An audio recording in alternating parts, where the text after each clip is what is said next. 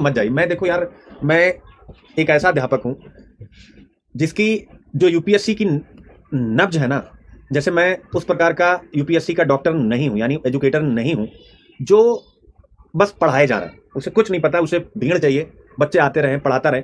मैं एक ऐसा हूं जो यूपीएससी की नब्ज जानता हूं। नब्ज का मतलब होता है कि आप चाहें तो बिना पढ़े पास हो जाइए, लेकिन जो नब्ज का मतलब होता है कि आप जितनी गहराई से पढ़ते हैं, आपको यूपीएससी में कुछ भी डायरेक्ट नहीं मिलता है।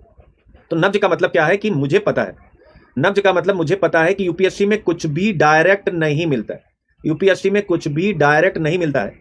तो ऐसे में अगर बहुत सी बातें आप पढ़े होते हैं तो फिर क्या होता है, आप अनुमान लगा ले जाते हैं, आप अनुमान लगा ले जाते हैं। इसलिए मेरे अकॉर्डिंग 3 विषय, मैं फिर से कह रहा हूं 3+1, 3 विषय और करंट अफेयर्स आपको बहुत गहराई और बहुत विस्तार के साथ पढ़ना होता है, इसमें कुछ भी नहीं छोड़ना।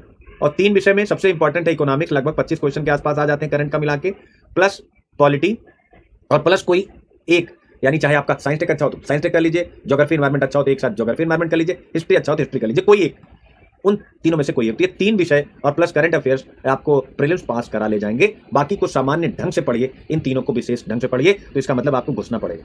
नहीं घुसेंगे, आसान रास्ता तो भैया आसान रास्ता। आप लोग जरा सोचिएगा, 1-2 मिनट और बात आप लोगों का, ये अच्छा एक मुद्दा आया जिसपे बच्चों की निगाह होगी, चूंकि कि डीप जाना है कि नहीं जाना। आप सोचिए, आप जरा सोचिएगा कि कब आप डीप गए थे। चलो 5 मिनट मस्ती हो जाए, अभी मैं जरा सोचिएगा, कुछ प्रश्नों का आप लोग उत्तर दीजिएगा। आप कब डीप गए थे?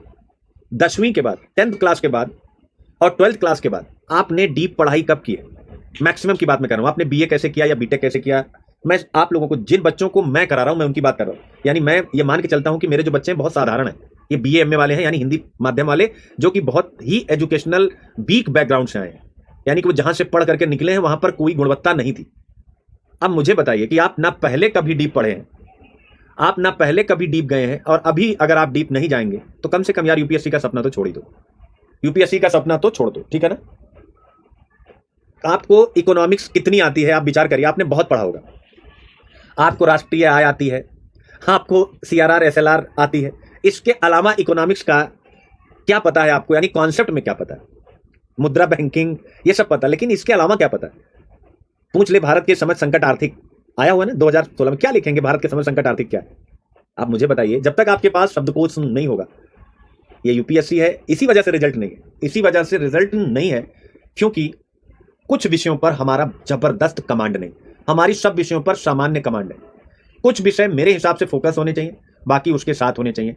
आप मेरे साथ इकोनॉमिक्स पढ़ रहे हैं, और इकोनॉमिक्स में भी तो आप देखिए कि पहली से 12वीं योजना तक जो आप पढ़ रहे हैं मेरे साथ, इसमें भी ना कोई एक विषय ही तो टारगेट किया गया था, बाकी और उसके सहायक के रूप में थे। यानी कि लक्ष्य तो एक ही होता है ना, कभी कृषि होता है, कभी उद्योग होता है, कभी समावेशी विकास होता है। तो वैसे ही याद रखिएगा, कुछ चीजों पर फोकस करना पड़ेगा, ठीक है। और वैसे भी बहुत कुछ काटा गया इसमें, ठीक है। आइए चलते हैं, बहुत इंपॉर्टेंट